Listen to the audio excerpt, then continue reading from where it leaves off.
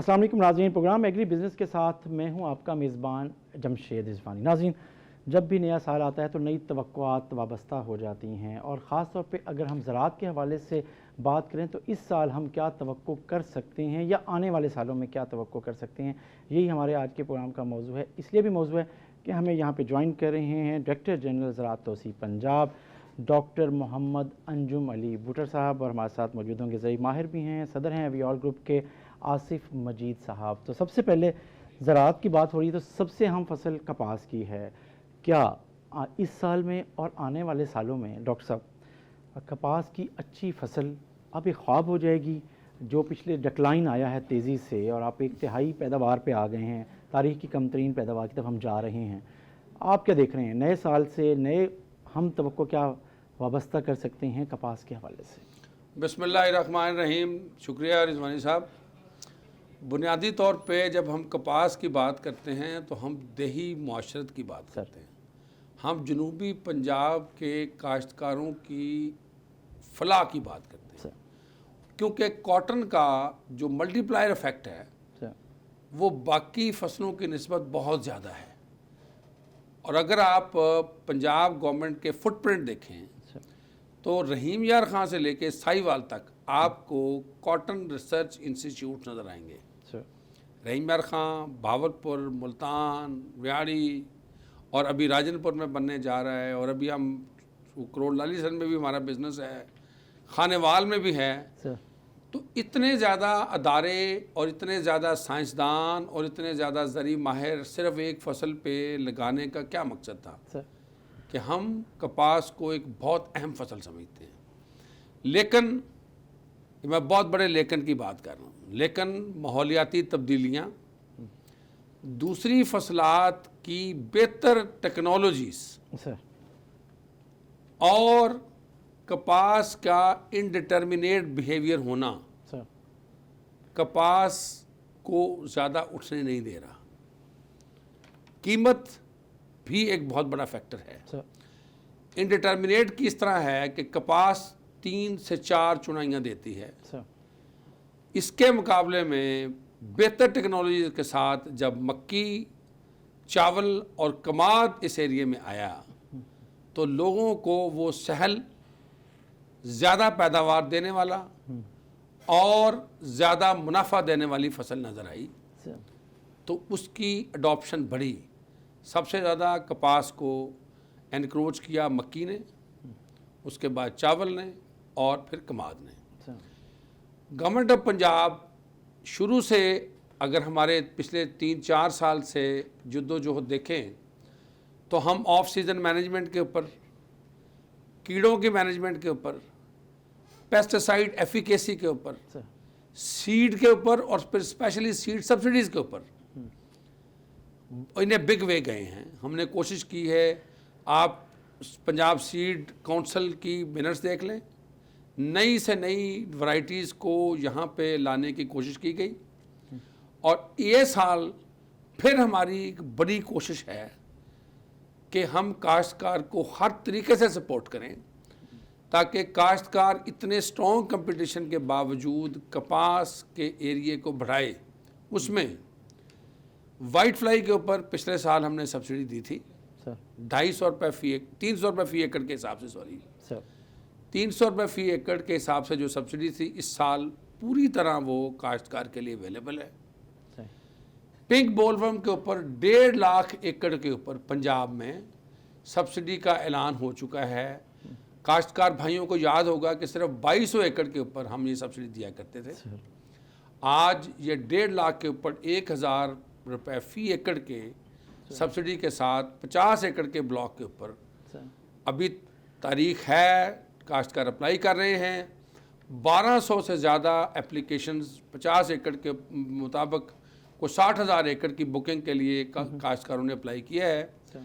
54 तहसीलों में ये कंपटीशन या ये जो स्कीम है, सारी मियाँ वाली से लेके सादकाबाद तक कपास वाले इलाकों में ये सब्सिडी है।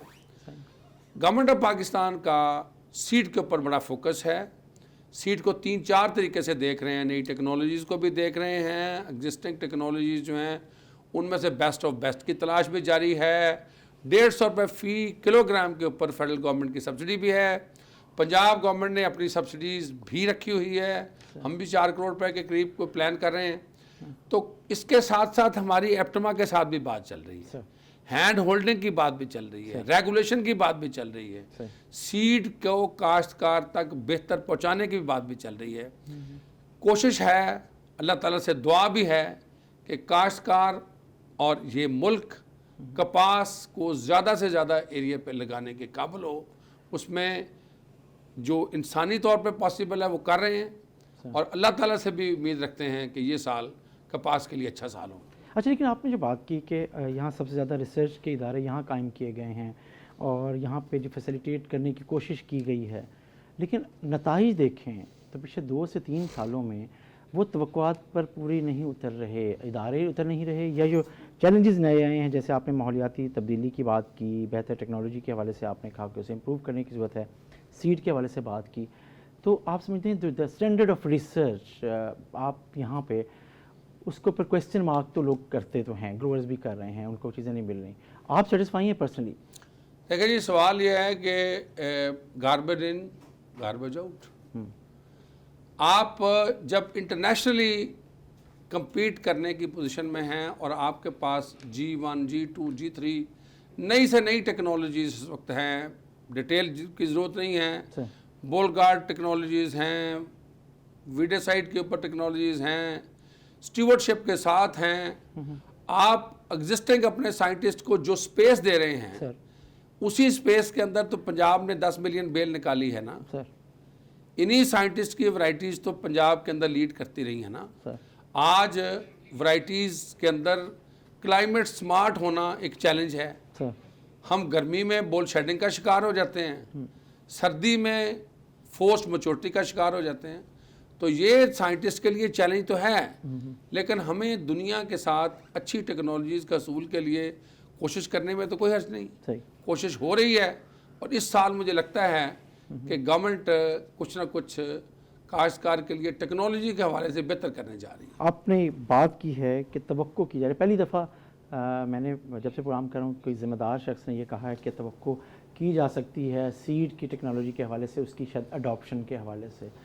आसिम मजीद साहब, आप क्या समझते हैं कि जो चैलेंजेस माहौलियाती तब्दीली के हवाले से हैं, सीड टेक्नोलॉजी के हवाले से हैं, हल क्या है कपास? क्योंकि मैंने पहला मौजू है हमारे इस प्रोग्राम के सेगमेंट का कि इस साल में तवक्कुआत जो हमारी की जानी चाहिए, आपके नज़दीक यही चैलेंज यही बातें हैं जो अंजुम भट्टर साहब ने बात की है, या आप समझते हैं कि नहीं इसके साथ हमें ये भी करना पड़ेगा?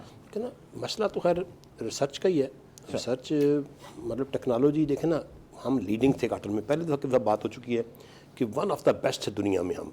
वायरस से पहले वायरस ने आकर हमारा सिस्टम तब्दील किया, उसकी वजह से सिस्टम सारी अदरवाइज वैराइटीज़ ने, आप 77 की बात कर लें, MN93 की बात कर लें, CM 70 की बात कर लें, ये वैरायटी चलती थी बड़े लंबे अरसे के लिए और बड़ा सिस्टम बड़ा अच्छा था। जब वायरस आई तो वायरस के बाद हर 2-3 साल बाद वैराइटीज़ बिल्कुल ही कोलैप्स हो गई और उसके बाद सिस्टम बिल्कुल ख़राब हुआ।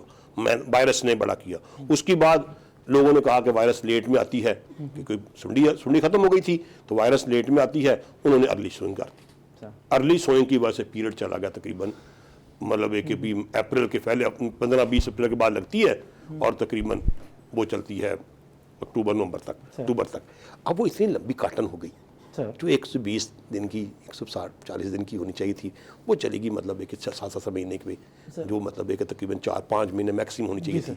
वो अब इतना जब पीरियड लंबा होगा, इनपुट कॉस्ट देखें ना, अंजुम भट्टर साहब जानते हैं, मैं कहता हूँ कि अमेरिका की सबसे बड़ी फसल ये है मकई है सर। वो 120 दिन से शुरू हुई अंजुम साहब, आ गई 80 दिन के ऊपर। एक दिन के लिए $1 बिलियन खर्च कर रहे हैं रिसर्च पे कि कितना एक दिन कम किया जाए, कि प्रोडक्शन बढ़ाई जाए। और डेज एक फील्ड में रहना कॉस्ट बढ़ती है ना जी, बंदे की लेबर कॉस्ट है, चीजें हैं, इनपुट कॉस्ट है, उसके बाद मतलब है कि प्रोडक्टिविटी कम होती है।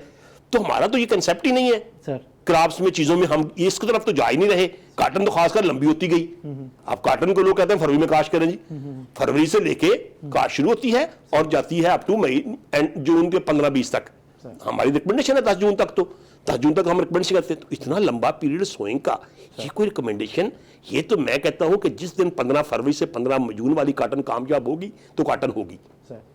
वो होगी तो अदरवाइज ये काटन हो नहीं सकती। जिस तरह ये लंबा साइकिल चल रहा है, कोई प्रोडक्टिविटी नहीं रहती। जिस तरह मकई की बात कर रही है, 100 मन पैदावार आ रही है, 110 पैदावार आ रही है मेरी। टेक्नोलॉजी, अब दिन मेरे मतलब छोटे हैं, 3 में 2 फसलें ले रहा हूं, तो मैं काटन पे क्यों जाऊंगा कि मेरी कास्ट मतलब देखिए जो लेती थी 5 पानी 5 से 6 पानी चली गई 15 तक पानी तक।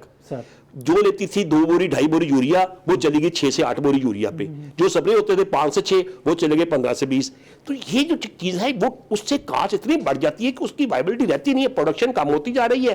वो जो सर्च मैं कहता हूं कि वैरायटीज ऐसी हैं, 2 चीजें है ना, एक उसकी वजह से मतलब एक वैरायटी ऐसी आए मतलब टेक्नोलॉजी के लिहाज से भी, फिर वायरस फ्री हो, क्योंकि वायरस आती है लेट में, वायरस फ्री हो, नई पिंक वाली टेक्नोलॉजी आ जाए, और अगस्त में जो बारिश आती है बहुत ज्यादा, 10 साल डेढ़ साल बारिश आती है, तो उस बारिश में फ्रूटिंग ना हो, सितंबर में लगे और 1 महीना हम करें और अपना फिर आए। अदरवाइज ये जो रिसर्च ये वैरायटीज है ना, इसमें मतलब एक लंबा पीरियड करेंगे तो फिर पेस्ट में व्हाइट फ्लाई। सर जिस तरह ये सिलसिला चल रहा है, कोई नया प्रोडक्ट दुनिया का ले भी आए, व्हाइट फ्लाई नहीं मरेगी, नहीं मरेगी, नहीं मरेगी।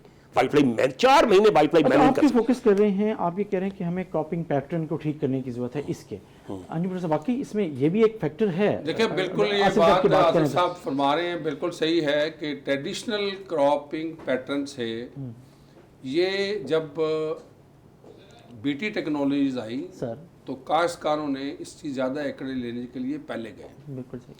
हमारे कुछ साइंटिस्ट भी इसकी फेवर में थे, लेकिन महकमा ज़राअत जो तुसी है वो हमेशा 15 अप्रैल की ही बात करता रहे कि 15 अप्रैल ही एक बेहतर टाइम है। अब भी हमारा पॉइंट ऑफ व्यू ये है कि आप वो फोकस रखें, क्योंकि हमने कपास एक खेत में पूरा साल नहीं लगानी सर। हम 2 क्रॉपिंग सिस्टम की बात करते हैं, गंदम और कपास सर, दोनों को ही एक अच्छी पैदावार की तरफ लेके जाना चाह रहे हैं। जितना कपास का ड्यूरेशन कम होगा उतनी आपकी गंदम भी अच्छा टाइम खेत में लेगी सर। ये जो कॉन्सेप्ट था कि लोग काश्तकार कपास लगाते हैं और 2 कपास के दरमियान जितना टाइम होता है उसमें गंदम लगाते हैं, गंदम की फी एकड़ पैदावार कम होती थी। साइंटिस्ट कोशिश कर रहे हैं कि जी छोटे ड्यूरेशन वाली वैरायटीज आए। चैलेंज क्या है सर? हर साल एरिया गिरता जा रहा है सर, 62 लाख से 38 लाख पे हम आ गए हैं। बिल्कुल सही। जब आप शॉर्ट विंडो की बात करते हैं तो जो उसके मैनेजर हैं सही, वो थोड़ा परेशान हो जाते हैं। वो कहते हैं जी अगर हम बिल्कुल विंडो कम पे जाते हैं, आपके पास CLCV का ट्रीटमेंट नहीं होता, माहौल चेंज होता है, तो ये उससे भी नीचे जाएगा। क्यों कि वो MNH 93 और न्याब 78 वाला अब दौर नहीं है। उस वक्त उसके मुकाबले में को तगड़ा बलवान खड़ा नहीं था। अब अच्छे से अच्छा हाइब्रिड अवेलेबल है सर, राइस में भी और मक्की में भी सर। अच्छे से अच्छा बायर गन्ने का अवेलेबल है, रेट आपके सामने चल रहे हैं। तो इन तीनों के मुकाबले में, और तीनों इकट्ठी पकने वाली फसलें हैं जो मैं बात पहले कर रहा था सर, इसके अंदर बड़े चैलेंज क्या हैं? एक बीज का, एक वीड्स का, क्योंकि ये वटों पे लगती है सही, और तीसरी मशीन का सही। कोई इस एस्पेक्ट को नहीं देख रहा कि आज 1990 वाला या 2000 वाला सीजन नहीं है, हम 2021 में बैठे हैं सर। इसके लिए जब तक आप पिकिंग टेक्नोलॉजीज को इसके साथ कंपैटिबल नहीं करेंगे तो ये उतने एरिया पे वापस नहीं जाएगी। इसलिए तीनों एस्पेक्ट के ऊपर डिपार्टमेंट अपने तौर पे बहुत सारी कमेटीज बनी हुई हैं, जिन कमेटीज में सीड रेगुलेशन की बात भी, सीड इंस्पेक्शन की बात भी, सीड टेक्नोलॉजीज की बात की, सीड स्टैंडर्डाइजेशन की बात भी, हर एस्पेक्ट को इसका सर्जिकल जो एनालिसिस किया जा रहा है। And I am pretty sure के कुछ इस साल बेहतर होगा और अगले सालों में शायद हम ट्रैक के ऊपर आ जाएंगे। अगले साल में हम ट्रैक पे आ जाएंगे। बात हो रही है, प्रोग्राम में बात भी जारी रखेंगे। नाज़रीन छोटा सा एक ब्रेक, और ब्रेक के बाद वापस आते हैं।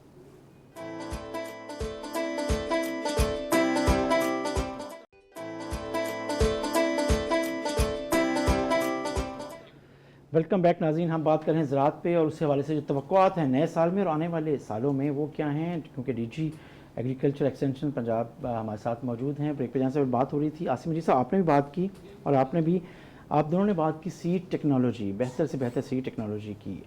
आप समझते हैं डॉक्टर अंजुम भुट्टो साहब कि हम उसके अडॉप्शन की तरफ रुकावट क्या आई है? बहुत अरसे से ये तवक्को की जा रही थी कि अच्छा बीज हमें आपको लेनी पड़ेगी, टेक्नोलॉजी जैसे दुनिया के दूसरे ममालिक ने ली है, हम क्यों नहीं ले सके? तहफ़्फ़ुज़ात क्या रहे और क्या अब उसमें कोई लचक है? हमारे तहफ़्फ़ुज़ात दूर हुए हैं या क्या?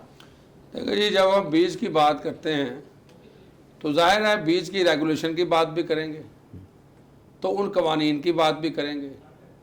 तो बहुत अरसे से हमारा काश्तकार और जो क्रॉप मैनेजर्स हैं वो ये सोचते रहे कि इसके लिए नई लेजिस्लेशन होनी चाहिए। 2015 में हमारे पास कॉटन एक्ट आ गया, 2017 में इसके रूल्स आ गए, उसके बाद प्लांट ब्रीडर राइट्स आ गए। तो अब उन इन्वेस्टर्स को जो पाकिस्तान के लोकल इन्वेस्टर भी हैं, पाकिस्तान में बाहर से इन्वेस्टमेंट भी लोग देख रहे हैं, मैं इस हवाले से बात करता हूं कि इस मुल्क में कम से कम 25 बिलियन रुपए का बीज आता है। सही। और हम सिर्फ 2-3 बड़ी फसलों के ऊपर ही इस वक्त रिलायंस करके बैठे हैं। हम बात करते हैं कपास की, गंदम की और गन्ने का, जिसका फजल आगे हम यहाँ पे ग्रो कर लेते हैं। सही। राइस में भी हम हाइब्रिड पे चले गए हैं, लोकल हमारी वैरायटीज़ हैं, उसका अपना शेयर है। बाकी हमारा सीड किधर से आता है? सही। तो we want international investment with the local partners. सही। हम कोशिश, वो एक्ट मौजूद है, उनके ऊपर ट्रू टू सेंस इम्प्लीमेंटेशन की ज़रूरत थी। और उसमें जहाँ तक इम्प्लीमेंटेशन के अंदर जो इन्वेस्टर है उसको शायद उतना कॉन्फिडेंस नज़र नहीं आ रहा था, इसकी वजह से वो नई इन्वेस्टमेंट आ सकी। अब इन्वेस्टर जो है वो बड़ा सीरियसली लोकल भी और शायद इंटरनेशनल भी इसके ऊपर देख रहा है कि अगर मेरी इन्वेस्टमेंट की प्रोटेक्शन होती है तो मैं यहाँ पे इन्वेस्टमेंट करूँगा, और वो सारे ही फील्ड्स में चाहते हैं। तो वी आर प्रेटी श्योर कि शायद इसमें बेहतरी आए, क्योंकि अगर आप कॉन्फिडेंस जितना ज़्यादा देंगे अपने इन्वेस्टर को, उतना ही आपकी सीड लोकल लेवल के ऊपर मार्केट में ज़्यादा आएगा। तो बीज जो है वो तो होता ही टैग्ड, बैग्ड एंड लेबल्ड है। सही है। बनौला बीज थोड़ा होता है। बिल्कुल सही। और बनौला बेचने वाले और सीड बेचने वालों का भी आपको पता है। सही।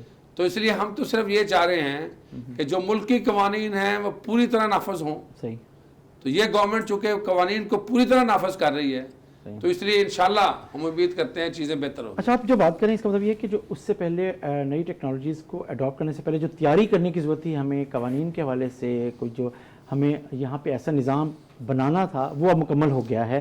अब आप तैयार हैं, आप एक्सेप्ट कर सकते हैं। वो 2016-17 तक 100% मुकम्मल था। अब मुकम्मल था। आपने एक बात की कि निजी शोबे को आगे आना होगा, ये इंटरनेशनल भी आ रहे हैं, इन्वेस्टमेंट आ रही है और लोकल पार्टनर्स के साथ। आसिफ अजीज साहब, आप लोकल पार्टनर, आप लोकल, अगर हम देखें प्राइवेट बिजनेस में इन्वॉल्व हैं, आप प्राइवेट बिजनेस के तौर पे देखते हैं, इन्वॉल्व होते हैं प्राइवेट सेक्टर के तौर पे, आप समझते हैं हमारा प्राइवेट सेक्टर इस सी टेक्नोलॉजी की अडॉप्शन में इंटरनेशनल इन्वेस्टर के साथ पार्टनरशिप के लिए तैयार है? और क्या वाकई यहाँ पर जो इस कॉटन बिजनेस में इन्वॉल्व रहे हैं वो खुद इनिशिएटिव लेने को अब तैयार हैं इस स्टेज पे? असल जो कॉटन की बात है ना, एक कॉटन का जो स्पेसिफिक है ना, वो है तकरीबन 2-3 फर्में हैं दुनिया में, 2 कह लें, जो टेक्नोलॉजी की बात कर रहे हैं। टेक्नोलॉजी, हम जो GMO की बात करते हैं ना, वो जो असल इशू था GMO का कि वो मॉन्सेंटो थी, या मतलब है कि आप सिंजेंटा कह लें, 2 कंपनीज हैं जिनका अब बियर बन गई है और माइक्रो सिंजेंटा है। उनका टेक्नोलॉजी वो तो आनी थी, उनके थ्रू हुई। सर, चाइनीज़ टेक्नोलॉजी या बात कर लें या बाकी, वो उस तरह की नहीं थी, वो आना ज़रूरी था। वो अभी तक तो नहीं लग रहा। मतलब जो ये बात करते हैं ना हम, जो अभी भी देखें ना, दुनिया में सेकंड की भी लॉन्च हो जाएगी 23 में, 22 में। सेकंड मैनेजमेंट की भी, जिस तरह बोलवर्म की सुंडियाँ मैनेज हो गई ना पिंक रहा मसला, नहीं पिंक मसला है, स्पॉटेड और अमेरिकन सुंडी खत्म हो गई, लेकिन एक पिंक मसला था। पिंक की मैनेजमेंट मतलब है कि हम कर सकते थे, टेक्नोलॉजी अगर होती तो मे बी इसको भी हम कर दे, बोलगो 2 या वेब कार्ट वाला वो आता तो मे बी अब तक पिंक भी मैनेज हो गया होता, लेकिन वो नहीं हुआ। अब उसके बाद सेकंड की आ रहे product with in next year. वो टेक्नोलॉजीज आई होती हैं तो चीज़ें 97 से दुनिया में चल रही हैं। मतलब एक इंडिया ले गया, इंडिया की कॉटन की ग्रोथ, हम कहते हैं ये भी एक बड़ा फैक्टर है कि अगर एरिया बड़ा है, पैदावार उनकी कम है, उनका एरिया, उनकी बनानी कॉटन बहुत है, उनकी प्रोडक्शन हमसे बहुत कम है, वो हम बात नहीं कर रहे, लेकिन एरिया इतना इंक्रीज कर गया, जितनी हमारी वीट है उससे भी ज़्यादा उनकी कॉटन है। लेकिन टोटल हमारी वीट सबसे बड़ी क्रॉप है, उससे ज़्यादा मतलब एक काटन लग रही है, तो काटन की पैदावार प्रोडक्शन में नंबर 1 चला गया वो, इस वजह से सिर्फ कि टेक्नोलॉजी अडॉप्ट की, अदरवाइज उनकी 5 मंथ थी, सुंडी इनसे मरती नहीं थी, अमेरिकन सुंडी ना कबड़ी सुंडी, हम फिर भी मैंने कर लेते थे, पाकिस्तानी ग्रोथ मच बेटर था, मतलब एक इसको मैंने करता था, लेकिन वहां नहीं होती थी। अब उसकी वजह टेक्नोलॉजी हमने लेके नहीं आए।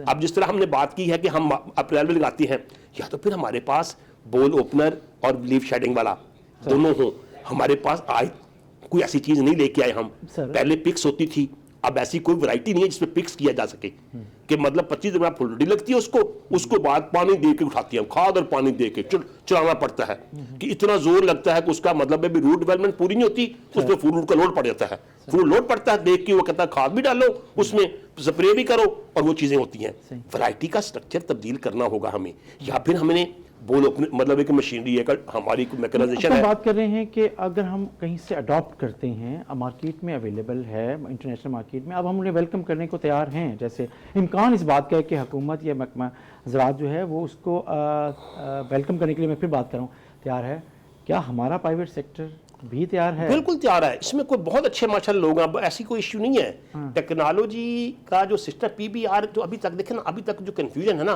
फेडरल की और पंजाब की, अभी तक भी कोई ऐसी चीज नहीं है। पीबीआर जो रूल्स हैं अभी मतलब इंप्लीमेंट नहीं हुए प्रॉपर। मैं जो हम साहब मतलब एक पीबीआर का अभी तक प्रॉपर उसका जो बनाया था इन्होंने, उसका कोई वो बना हुआ है, 3 साल हो गए हैं, मतलब एक पिछले गवर्नमेंट में ही हो गया था, लेकिन उसका अभी तक भी मुझे नहीं मतलब एक पता कि उसका अभी तक भी कोई हुआ है। वो इतना स्लो है, वैरायटीज अप्रूवल सिस्टम बड़ा स्लो है, चीजें जितनी ब्रीडिंग रिसर्च में या वैरायटी सिस्टम में जो अब बात कर रहे हैं हम कि 25 अरब का सीड बाहर से आता है, यार ये एक सीड भी बाहर से नहीं आना चाहिए, हम उल्टा एक्सपोर्ट करें। थोड़ा सा सिस्टम को डेवलप करने वाली बात है, इनब्रिड लाइंस हैं, गवर्नमेंट का सिस्टम है, अभी तक हमारे पास गवर्नमेंट के पास अजूब सर सबसे बड़ा अदारा था, एक टोमेटो का सीड बनाया, 1-2 हाइब्रिड अभी शुरू हुआ है, मेज में तो वो इतना सक्सेसफुल नहीं है, लेकिन कम से कम चलो टोमेटो का सीड है, एक हाइब्रिड बनाया है जो थोड़ा सा इसकी एक्सेप्टेबिलिटी है, बाकी तो किसी में आई नहीं अभी तक एक्सेप्टेबिलिटी, जो लोकल हाइब्रिड की बात कर रहे हैं कि इनब्रिड लाइन गवर्नमेंट के पास नहीं है, तो प्राइवेट सेक्टर जो है नेशनल, अब सीड है ना जी, अब सीड जो मतलब लोकल डेवलप होना भी शुरू हुआ है, मतलब हाइब्रिड बनाना शुरू किया है 2-3 कंपनीज ने, तो वो भी अपनी लाइनें नहीं दे रहे हमें गवर्नमेंट लेवल पे ये लेना होगा कि लाइनें हमें दें, वो खुद बंदे आते हैं, खुद पॉलिनेशन करते हैं, वो बनाते हैं, फिर देते हैं। हमारे पास इतना सीड नहीं हो सका अभी तक कि जिस तरह मतलब है कि उनके डिपेंडेंट है अभी, क्योंकि एक वैरायटी मैं बनाता हूँ वेजिटेबल की, मैं लेता हूं, जब मैं लेने जाता हूं कहते हैं कि खत्म हो गया जी, वैरायटी एक्सपायर होगी। ये टेक्नोलॉजी हमारे पास आएगी, सिस्टम इसका बनेगा हाइब्रिड का, और जो नई टेक्नोलॉजी की बात कर रहे हैं, तो फिर ये चलेगा, इस तरह नहीं चलने वाला। मेज में आया मल्टीनेशनल पायनियर थी, कॉटन में कैसे स्टार्ट कहां से? काटन में देखे ना, काटन तो ठीक करनी है गवर्नमेंट नहीं, मैं आज भी कहता हूं कि ये होने वाली नहीं है जिस तरह हम चाह रहे हैं, ये अगले साल भी नहीं, मतलब हो सकती है काटन, ये नहीं मैं कहता नहीं हो सकती, लेकिन ये है कि बड़ी स्ट्रॉन्ग कमिटमेंट होगी। मतलब ये मैं बात कर रहा हूँ इमरान खान लेवल की, या मैं बात कर रहा हूँ मतलब एक वजीरा लेवल की, ये मतलब एक भी एक्सटेंशन लेवल की या कोई सेक्रेटरी लेवल की बात नहीं मैं कर रहा, या मिनिस्टर लेवल की। ये तो फिर वो अगर सीरियस होंगे तो काटन होगी, अदरवाइज काटन जिस तरह चल रहा है लंबी भी मतलब एक की वैरायटी या तो हम खत्म कर देंगे, अगस्त के बाद खत्म करेंगे, अगस्त के बाद ठीक है, अप्रैल में लगाई, अगस्त में मतलब क्लोज किया, जितनी 20 मन आई उसके बाद मैं अगली फसल पे चले जाऊं, फिर तो ठीक है। या तो फिर या वो लगाऊं, तो उसके लिए मैं मतलब एक पी बोल ओपनर जो है, और मतलब एक बिलीफ शेडिंग वाला सिस्टम है, मतलब एक हार्वेस्टिंग हो, जिस तरह ये काटन खड़ी है, आपने सीड लगाई है, सारी एकदम ओपनिंग हो और मैं उसको हार्वेस्ट कर लूँ। हम तो 4-4 दफा हार्वेस्टिंग करते हैं, लेबर अब मतलब एक भी बड़ी महंगी है। मैं नहीं समझता हूँ कि इस तरह काटन पंजाब में जिस तरह की क्रॉप है, मेज और मतलब एक शुगर केन, इतनी प्रॉफिटेबिलिटी आ गई है, 1600 बिक रही है 1300 रुपये में, तो बहुत ज़्यादा चेंज आएगी इन वैरायटी। हाँ, वैरायटीज़ आ जाएँ, सिस्टम आ जाए और बड़ी क्लियर रेट के बारे में किया जाए, फिर जाके काटन रिवाइवल होगी। अंजुम भुट्टो साहब, 2 से 3 साल लग जाएंगे अगर आज भी वो कमिटमेंट जिसकी तवक्को हर कोई कर रहा है, ग्रोअर से भी कर रहा है, एक्सटेंशन डिपार्टमेंट से भी कर रहा है, और पाकिस्तान की इकोनॉमी पे भी उसका ज़ाहिर इम्पैक्ट आना है, वो कमिटमेंट मौजूद है, आप समझते हैं कि अगले 2 से 3-4 सालों में हम वापस कॉटन में उस मकाम पे आ सकते हैं जिस पे कभी हम थे? देखिए, दुनिया के अंदर रेवोल्यूशन क्या आ रहा है सर? दुनिया के अंदर रेवोल्यूशन आ रहा है सीड का सर, और सीड का रेवोल्यूशन ही वंडर क्रिएट कर रहा है सर। अब माहौलियाती आलूदगी की वजह से और बहुत सारे इश्यूज की वजह से सीड के ऊपर कुछ फेंकने की ज़रूरत नहीं है सर, सीड के अंदर डाला जा रहा है। सर तो इसलिए हम बार बार ये बात कर रहे हैं कि बीज जो है उसकी टेक्नोलॉजीज दुनिया के अंदर बहुत ज़्यादा बढ़ गई हैं। आप जब ये तीनों एक्ट जो आसफ साहब ने बात की बिल्कुल सही कि PBR 2017 में आ गए, रजिस्ट्रार नहीं बन सका। सही। फेडरल गवर्नमेंट ने एक प्रोजेक्ट बनाया हुआ है, प्रोजेक्ट में रजिस्ट्री भी बन रही है, रजिस्ट्रार शायद अब लगता है कि जल्दी से जल्दी प्लेस हो जाएगा। रजिस्ट्रार प्लेस हो जाए, कॉन्फिडेंस बिल्डिंग मेजर्स जो हैं वो पूरी तरह लिए जाएं ताकि सीड रिलेटेड टेक्नोलॉजीज़ के ऊपर दुनिया में जो वंडर्स क्रिएट हो रहे हैं वो पाकिस्तान में आके लोकल लेवल के ऊपर सीड डेवलपमेंट करें। I am not specifically talking on cotton. सही। मैं जब बात कर रहा हूँ पूरे सीड सिस्टम की बात कर रहा बिल्कुल हूँ। सही है। कॉटन उसमें थोड़े से हमारे मसाइल हैं। कॉटन हमारे एरिया स्पेसिफिक है। सर जिस किस्म की कपास हम लगाते हैं शायद दुनिया में उसके टेम्परेचर के अंदर कपास नहीं लग रही, सही। इसलिए वो हमारा जो जर्म प्लाज्म है शायद हमारा इस्तेमाल हो, उसमें टेक्नोलॉजी बैक क्रॉस के जरिए, ब्रीडिंग प्रोग्राम के जरिए, कोई जीन एडिटिंग के जरिए या जो भी उसका आजकल नई टेक्नोलॉजी क्रिस्पर कैस आ रही है उसके जरिए हो। लेकिन हमारे यहाँ पे जो एग्जिस्टिंग सिस्टम है उसमें बहुत ज़्यादा इन्वेस्टमेंट की और बहुत ज़्यादा सीरियसनेस की ज़रूरत है। अगर हम एक अच्छा जो अभी नज़र आ रहा है कि at the level of the governor Punjab, at the level of the prime minister जितनी सीरियसनेस है और फेडरल मिनिस्टर और provincial minister cotton specific area से हैं और जो कुछ उसके ऊपर उनका फोकस है और उनके एक्सपीरियंस हैं, आई एम प्रीटी श्योर कि सीड के ऊपर मजीद जरूर काम होगा। सीट पे काम होगा, इस पे बात जारी रखेंगे नाज़रीन, लेकिन छोटा सा ब्रेक के बाद वापस आते हैं।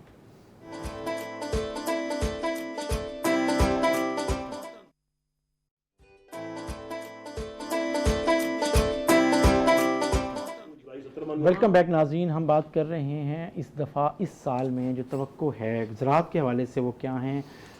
गंदम के हवाले से अगर हम बात करें तो इस दफ़ा पंजाब में रिकॉर्ड काश्त हुई है और इसी हवाले से तवक्को भी की जा रही है कि पैदावार भी में भी इजाफा उस हिसाब से, उस परसेंटेज के हिसाब से हो सकता है। अचीवमेंट है आपके एक्सटेंशन डिपार्टमेंट की और फार्मर्स की भी और ग्रोअर्स की भी। आप समझते हैं कि इसका इम्पैक्ट प्रोडक्शन पे क्या आ सकता है? देखिए जी, ये साल बहुत सालों में सर मुनफरद है कि काश्तकार ने जो माहौलियाती तब्दीलियों का हम शोर मचा रहे थे, आपका चैनल भी बिल्कुल इसमें पार्टिसिपेंट है और बार बार ये बात आपके चैनल से भी उठाई गई कि ये साल दिसंबर में ठंड बहुत है सर, तो बजाय नवंबर में मुकम्मल कर। तो ये मैसेज काश्तकार ने बड़ा स्ट्रॉन्ग लिया और नवंबर में हमारी टारगेट वाली 99% के पास लग गई, है ना, सॉरी बिल्कुल सही, टारगेट वाली गंदम लग गई। बिल्कुल सही। इसी तरह ही जब गंदम टाइम पे लग जाती है तो उसका उगाव बेहतर आ जाता है। इस साल जो पानी है वो 10% शॉर्ट पे है सही। और हमारे कुछ पानी के वसाइल एक तरबेला की वजह से भी, ये ख़ास तौर पे 4 डिस्ट्रिक्ट के अंदर वहाँ पे जो तरबेला के अंदर इस वक्त वो कोई रिपेयर का सिस्टम चल रहा है, उसकी वजह से हमें यहाँ पे एडिशनल पानी देना पड़ रहा है। सही। तो उसकी वजह से भी काश्तकारों को वेआड़ी में, खानेवाल में, मुल्तान, बावरपुर, रहीम यार खां कुछ 37-40 लाख एकड़ है जहाँ पे काश्तकार को बेनिफिट हो रहा है, बिल्कुल सही। कॉस्ट कम हो रही है। Continuously low temperature is increasing the tillering और उससे टिलरिंग बेहतर हो रही है, बूटा बेहतर बन रहा है, वो मॉइस्चर अच्छा बन रहा है। दिन में कभी कभी 4-4, 5-6 घंटे धूप भी निकल आती है। कंटिन्यूसली फॉगी सिचुएशन नहीं है। पहले कंटिन्यूसली 20-20 दिन यहाँ पे बिल्कुल धुंध नज़र आती थी, नज़र ही कुछ नहीं आता था। अब वो सिचुएशन नहीं है, कुछ चेंज आती रहती है, पौधा थोड़ा रिस्पायर कर रहा है। तो आज की सूरत हाल में अगर मैं देखूँ, अगर मैं फास्फोरस फर्टिलाइज़र की भी देखूँ तो उसमें कोई बहुत ज़्यादा सिग्निफिकेंट कमी नहीं है, लेकिन उसको टाइम ने कंपनसेट कर दिया है। तो अब हम ये कह सकते हैं कि काश्तकार के लिए जो बड़ा चैलेंज है, जड़ी बूटियों का चैलेंज था, उसका चैलेंज अब गुजरता जा रहा है क्योंकि क्रॉप अब कद अपना बढ़ा रही है। तो अब वो क्रॉप रल गई है, उसमें कोई इशू नहीं। अब चैलेंज है रस्ट वाला। रस्ट का चैलेंज जो है वो टेम्परेचर का कोई पता नहीं होता, किसी वक्त भी टेम्परेचर इंक्रीज करता है। तो मेरी रिक्वेस्ट होगी कि वो प्रीएम्प्टिव जाएं, जिस तरह पहले भी मैंने आपके प्रोग्राम में कहा था कि अगर वो उन्हें नज़र आ रहा है कि यहाँ पे रस्ट का अटैक है, उन्हें फोरकास्टिंग भी हो सकती है, वो मुशाहिदा भी कर सकते हैं, वो लीफ स्टेज भी देख सकते हैं, वो निशान भी देख सकते हैं, वो गर्दा देख सकते हैं।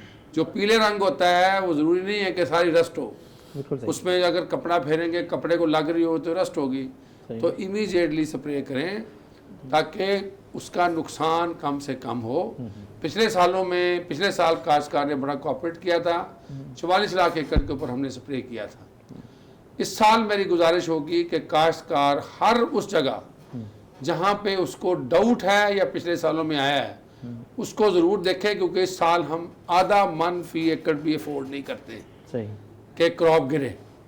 अल्लाह ताला ने अभी तक बहुत मदद की है, काश्तकार ने बड़ी मेहनत की है, गंदम इस वक्त अच्छी है, पंजाब एक बड़ी फसल की तरफ बढ़ रहा है।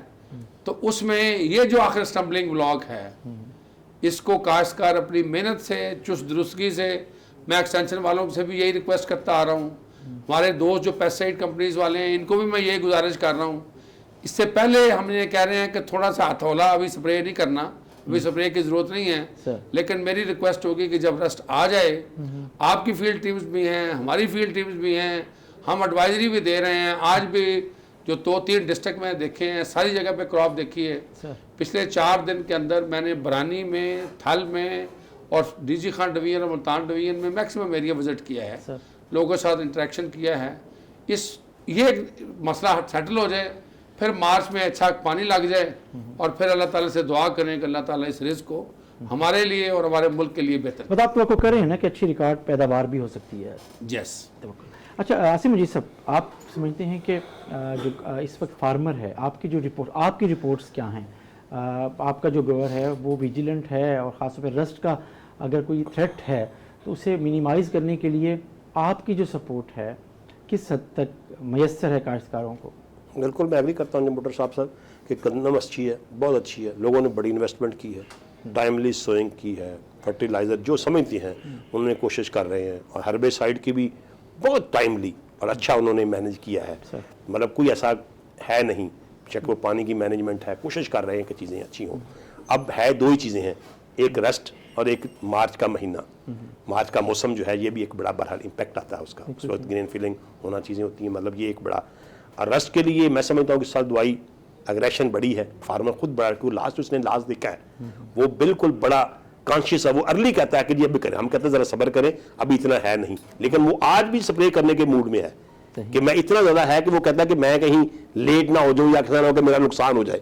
वो इतना ही विजिलेंट है इसके वक्त, मतलब है कि वो अभी से ही कहता है, हालांकि अभी कोई इतना मौसम नहीं है, अभी मेरे ख्याल में 10-15 दिन के बाद अभी कुछ सिम्टम कहीं नज़र नहीं आए, ना कोई ऐसे आए, मतलब है कि मैं समझता हूँ कि 20 के बाद चीज़ें होंगी, चीज़ें मतलब है कि हो सकता है कोई प्रॉब्लम आए, 20-25 के बाद 10-15 दिन अभी है, लेकिन वो बहुत है, प्रोडक्ट अवेलेबिलिटी है, टीम का फोकस भी है, और रस्ट के ऊपर फार्मर खुद बड़ा कॉन्शियस और बिल्कुल करेगा, वो रखेगा नहीं, मतलब क्योंकि नज़र आती है बाद में, पहले उसके अंदर हफ्ते बाद तो नज़र आती है वो उसको ये मतलब प्रिवेंटिव स्ट्रेटजी होगी कि पहले ही किया जाए।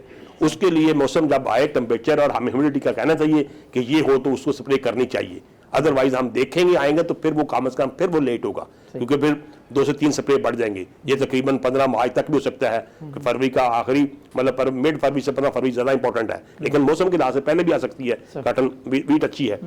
और फिर उसके बाद मैं समझता हूँ कि अभी मतलब एक मार्च का दुआ करें, अल्लाह ताला बेहतर करे, मार्च का महीना हो तो रिकॉर्ड क्रॉप होगी, मैं समझता हूँ कि रिकॉर्ड क्रॉप होगी अगर, लेकिन क्वालिटी पेस्टिसाइड्स की और सस्ते पेस्टिसाइड्स की फ्राहमी आप प्राइवेट सेक्टर क्या हेल्प कर सकता है फार्मर की, आप अभी क्या कर सकते हैं? अभी देखें, मैं ये समझता हूँ ना कि क्वालिटी वाला जो है ना, मतलब एक भी ठीक है, टाइमिंग एग्रीकल्चर में पेस्टिसाइड का इतना इम्पैक्ट नहीं है, खासकर हम गंदम में बात करते हैं, कॉटन के अलावा कोई ऐसी क्रॉप नहीं है। अब देखें ना माशाल्लाह इतनी कॉटन को अगर हम निकाल दें तो 2020 में सारी फसलें बहुत अच्छी हुई, मतलब आप मकई की बात कर लें, आप चावल की बात कर लें, आप गन्ने की बात कर लें, मतलब ठीक है वैरायटीज़। अब हमारा सीड का सिस्टम एक माइनस कर दें, सीड का सिस्टम एक बार अब रेड रॉड लग गई है या मोडी, मतलब है कि वो ज़्यादा है, उसमें गैप फिलिंग नहीं करता वो, उसकी अगर 2 मन मतलब है कि 200 मन कम आती है उसकी वजह से, जो अर्ली कॉटन गंदम, मैं कहता हूं कि आप अगर गन्ना देखते थे ना, हमें खेली अच्छी नजर आती नहीं थी गन्ने की। मैं कहीं की खेली देखते थे लगता था कि कोई आप मतलब अमेरिका में फिर रहे हैं। आप गन्ने की काश्त जैसे लगता था कहीं पता नहीं कि कौन सा ये है कि मोटे ढेले और चीजें। अब गन्ने की काश्त बड़ी जबरदस्त होती है। सही। अब गन्ने पे लोग इन्वेस्टमेंट बड़ी, पहले अदरवाइज मुझे कोई एक एकड़ नजर नहीं आता था कि जो मतलब एक जिससे खेलियां बनाते थे ना, वो लगता था कि पता नहीं क्या ढेर ले इतने इतने और बिल्कुल फजूल सी। अब गन्ने की मतलब एक हर्बिसाइड की एप्लीकेशन बड़ी जबरदस्त हो गई। अब लेकिन अब सीड का सिस्टम है कि वैरायटी को रिप्लेसमेंट करना, ये जो चीजें हैं ना, अभी भी मैं कहता हूं कि सीड का सिस्टम जिस लेवल का चाहिए वो नहीं है। सच की बात कर रहा हूं। वो बेशक हम प्राइवेट सेक्टर का रोल है या गवर्नमेंट का रोल है, वो एक सबसे बड़ी तब्दीली उसने लानी है। क्योंकि ज़मीन को हम तब्दील कर नहीं सकते हैं। हम अगर मतलब कि बाकी गरीब मुल्क का सब्सिडी हमें उतनी नहीं मिलती, कोशिश तो बहुत होती है एक्सटेंशन डिपार्टमेंट की, गवर्नमेंट की भी दे भी रहे हैं। पंजाब में तो खैर सब्सिडी ज़्यादा होती है, कोशिश मतलब है। लेकिन हम गंदम के हवाले से बात करें तो अब तो इस वक्त जो अगली ज़रूरत ये चैलेंज हो सकता है वो तो ये रस्ट है, और उस रस्ट के हवाले से मैसर मार्केट दवाइयाँ अवेलेबल है, कोई प्रॉब्लम नहीं, अच्छे प्रोडक्ट है, one of the best product है, सस्ती भी है 500 रुपए से मतलब कि भी 500 के प्लस माइनस खर्चा है उसका, और सब्सिडी गवर्नमेंट देती है 250 रुपये, कहती है रेस्ट के ऊपर आएगा तो कोई कास्ट नहीं आती। सर अवेलेबिलिटी आप समझते हैं क्वालिटी पेस्टिसाइड की इंश्योर्ड है, आप समझते हैं, और हमारा जो ग्रोअर है वो किसी तहफ़्फ़ुज़ात का शिकार रहता है, ये खौफ की बात में रहते हैं, तो आप क्या समझते हैं? ख़ास तौर पर एक दफ़ा एक नई चेंज भी तो आई है कि एक्सटेंशन डिपार्टमेंट के लोगों को कहा गया है कि वो एज पेस्टिसाइड इंस्पेक्टर काम करें, ये तब्दीली क्या है? देखो जी, जो आपके पास तो वैसे ही बहुत काम है, सेक्शन एक काम और किसी में और लग गया। सेक्शन 30 जो है पेस्टिसाइड एक्ट सर, वो लॉ करता है फेडरल गवर्नमेंट को कि वो प्रोविंशियल गवर्नमेंट के लोगों को इंस्पेक्टर तैनात करे। ठीक। और पाकिस्तान के अंदर तमाम सूबों में जो एग्रीकल्चर एक्सटेंशन डिपार्टमेंट है वो इंस्पेक्टर के तौर पे काम कर रहा है। यहाँ पे एक्सटेंशन जो है वो 11,000 लोगों के ऊपर मुश्तमिल एक बड़ी फोर्स है, जिसका एक आम काश्तकार से लेके अपर एक्लोन तक सबके साथ रिलेशनशिप होता है। They are facing the complaints sir, और इस वक्त 22,000 से ज़्यादा डीलर्स शॉप्स हैं सर, जहाँ पे ये पेस्टिसाइड का बिजनेस होता है। सर, तो पेस्टिसाइड की अवेलेबिलिटी में काश्तकार के कॉन्फिडेंस में इजाफे के लिए 2017 में सिर्फ पंजाब में, बाकी नहीं, सिर्फ पंजाब में 18वीं तरमीम में, चूँकि डिस्ट्रिक्ट गवर्नमेंट से जब वापस गए थे तो 18वीं तरमीम की वजह से फेडरल गवर्नमेंट नोटिफाई नहीं कर सकी थी पंजाब गवर्नमेंट के इंस्पेक्टर्स को। बाद में जब लॉ डिपार्टमेंट ने फेडरल गवर्नमेंट को अलाउ कर दिया तो उन्होंने बाकी सूबों के भी अनाउंस किए। तो पंजाब के भी जितने इंस्पेक्टर्स हैं वो सबको री नोटिफाई कर दिया है, जो 98 से अब तक पेस्टिसाइड इंस्पेक्टर के तौर पे ही काम कर रहे हैं। सही। हाँ, जिम्मेदारियां बढ़ती हैं, उनका मतलब ये नहीं होता कि वो इसी काम पे लग जाएंगे। हमारे और भी बहुत सारे बिजनेस हैं, हमारे लोगों के ऊपर अब ये चैलेंज होगा कि वो एक वॉच डॉग के तौर के ऊपर, एक जिम्मेदार ऑफिसर के तौर पे अपने एरिया के अंदर पेस्टिसाइड के कारोबार पर नज़र रखें और विदाउट क्रिएटिंग एनी फियर और फेवर वो काश्तकार को ये मुतमईन करें कि वहाँ यहाँ पे जो जहर अवेलेबल है वो बेहतर है और उस पे ऊपर वो कॉन्फिडेंस कर सकते हैं। अच्छा आसिफ, आपकी कोई तहफ़्फ़ुज़ात तो नहीं हैं जो पैसा के जो एग्रीकल्चर के लोगों को पेस्टिसाइड इंस्पेक्टर्स के इख्तियार भी मिले हैं? पहले भी थे, लेकिन अब ज़ाहिर 2-3 सालों में पहली दफ़ा ये इस तरह हो रहा है। देखिए ना, जिस तरह भुट्टो साहब कह रहे हैं, बाकी सूबों में पेस्ट प्लांट प्रोटेक्शन डिपार्टमेंट है नहीं, ना बलूचिस्तान में, ना सिंध में, ना इस तरह का स्टैब्लिश, जिस तरह paste warning and quality control of pesticide Punjab में है, इस तरह का डिपार्टमेंट तीनों सूबों में कोई नहीं है। वहाँ पर मतलब है ही एक्सटेंशन, मतलब अगर हम तीनों की बात करते हैं तो वहाँ पर इस तरह का डिपार्टमेंट नहीं है independent paste warning and quality control of pesticide वाला। हमारा ये कोई मतलब नहीं है, ये कोई इतना बड़ा इशू नहीं है, लेकिन हमें ये है कि सिस्टम एक होना चाहिए। किस तरह होगा कि मतलब एक फियर ना हो। हम कहते हैं क्वालिटी प्रोडक्ट्स मिलना चाहिए, नीड है फार्मर की, इसके बारे में कोई कंप्रोमाइज नहीं है। फर्टिलाइजर भी, हमारी पेस्टिसाइड की मार्केट तो 60 अरब की होगी। मैं कहता हूं कि इसका रोल अगर होगा 10 to 20, कॉटन का अगर हम बात कर दें, छोड़ दें, कॉटन आज भी ले आए उस पीरियड में जो मैं कहता हूं, तो इसमें भी 4-5 स्प्रे आ जाएगी, नॉर्मल कॉटन पेस्ट मैनेजमेंट का आ जाएगा। अब बाकी फसलों में एग्रीकल्चर मतलब एक मेज है, शुगर केन है, बाकी चीज़ों का मतलब है, उसमें कोई इतना बड़ा इशू नहीं है। हम कहते हैं क्वालिटी होगी, इम्पैक्ट इतना बड़ा पेस्टिसाइड का जितना फर्टिलाइजर का है या सीड का है। सीड की मार्केट मतलब अगर बनेगी तो 500 अरब से 200,000 अरब की बन सकती है। पेस्टिसाइड फर्टिलाइजर की 500 बिलियन की मार्केट है। हमारा इतना बड़ा इम्पैक्ट नहीं है जितना बड़ा चेक एंड बैलेंस है पेस्टिसाइड पे, जितना बड़ा चेक एंड बैलेंस है फर्टिलाइजर की। देखें रोल, फर्टिलाइजर का रोल देखें और उसका सिस्टम देखें कि 3-4 फर्में हैं जो 95% दे रही हैं और रोल मतलब एक जिसमें मतलब एक आ रहा है। पेस्टिसाइड का इम्पैक्ट इतना बड़ा नहीं है जितना बड़ा शोर शराबा और जितना बड़ा उसका मतलब एक उसके बारे में चीजें हैं। तो सीड का है, सीड का मैं आज भी कहता हूं कि सीड ऐसा सेक्टर है जो मतलब हमारे पाकिस्तान में कर सकता है और बहुत बड़ा सेक्टर है। उसके लिए तो हम मतलब करते हैं, लेकिन जितना इसके ऊपर है ना इतना होना नहीं चाहिए। ये कुछ एक्सेस है, हम उसके लिए चाहते हैं कि हम नहीं चाहते कि इस तरह जिस तरह हो रहा है इस तरह होना चाहिए। वो किस तरह होगा उसके सिस्टम बनना चाहिए कि सारा जोर ही पेस्टिसाइड के ऊपर ही है। सर गैर जिम्मेदारी का मुजाहरा भी तो कहीं कुछ लेकिन मैं इसमें सिर्फ ये ऐड करना चाहूँगा कि जो पेस्टिसाइड है उस एक्ट के अंदर कुछ रूल्स एंड रेगुलेशन बड़े क्लियर हैं सर। पेस्टिसाइड पाकिस्तान के अंदर इंपोर्ट होती है सर, रजिस्टर्ड होती है सर, फार्मुलेट होती है, सेल होती है। बिल्कुल सही। आज पेस्टिसाइड सेक्टर में कुछ 70 से ज़्यादा हाई कोर्ट में केसेस हैं। हमारा पेस्टिसाइड इंस्पेक्टर किसी फार्मुलेशन प्लांट में नहीं जा सकता। बिल्कुल सही। हम सिर्फ डीलर्स की दुकान पे जा रहे हैं। हम पेस्टिसाइड सेक्टर के अंदर काश्तकार के कॉन्फिडेंस को बहाल करने की कोशिश कर रहे हैं।